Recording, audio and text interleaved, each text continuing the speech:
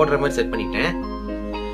இப்போது இந்த இன்வென்ஷன் நம்ம டே டு டே லைஃப்பில் ஃபேஸ் பண்ணுற அந்த ப்ராப்ளத்துக்கான சொல்யூஷனாக இந்த இன்வென்ஷன் இருக்காங்கிறத பார்த்துடலாம்.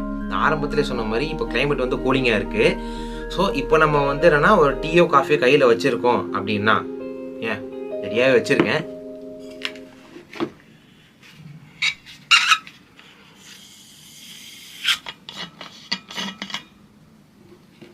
ஆவி பறக்க பறக்க இருக்குது, உங்களுக்கு தெரியுதான்னு தெரியல. இப்போது அந்த காஃபியை வந்து இதில் ஊற்றிட்டேன்.